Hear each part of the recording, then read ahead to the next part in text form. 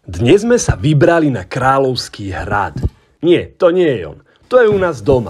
Lebo my sme takí fanšmekri, že ešte aj bývame v dome spred 2 storočí. Ale na hrad ideme. Dobre, dohodnuté. Dobre. Ale naspäť ku Kráľovskému hradu. Ako som povedal v minulom dieli, nie každý hrad je aj kráľovský. Ale tento je a dnes sa na ňom predvádzalo aj veľmi kráľovské remeslo. Takže hrad Sivý kameň.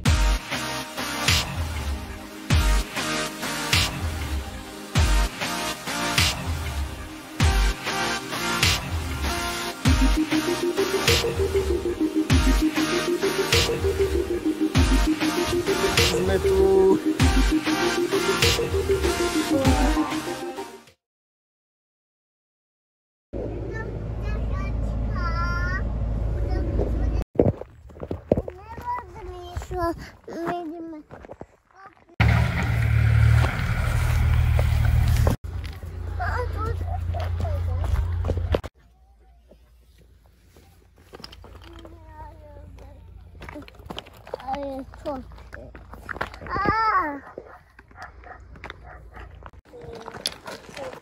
Hrad je na konci dediny Podhradie a rovno pod ním je štrkové parkovisko, skade vedie podľa slov môjho 3-ročného syna nebezpečná cesta.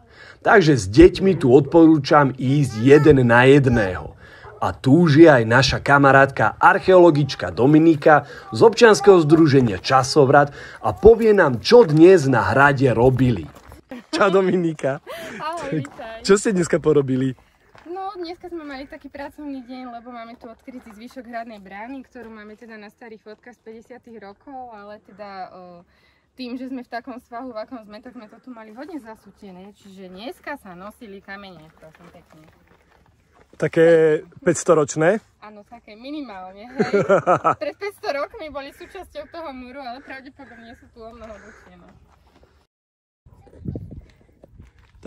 No, si to tu pozrieme, vieš, to už si na hrade, kámo.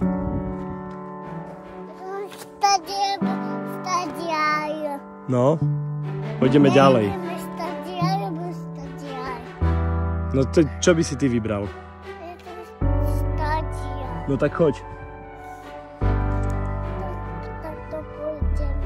No choď. No tak prečo to chceš ísť, keď tam nie sú schodíky? No tak poď.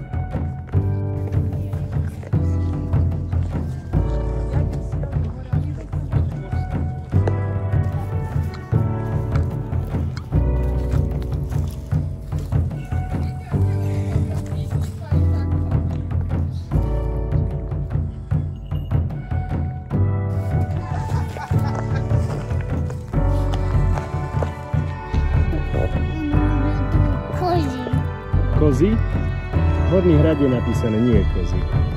Ale je to pravda, že na takéto miesta chodia kozy.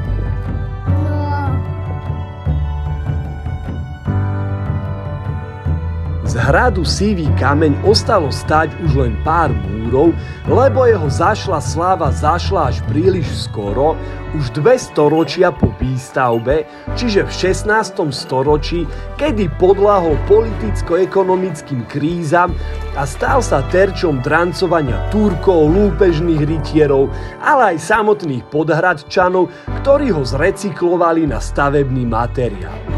Dnes však znovu nadobúda svoje kráľovské kontúry, kraju navracia kráľovskú siluetu a opäť nad ním rozopelí krídla kráľovské dravce.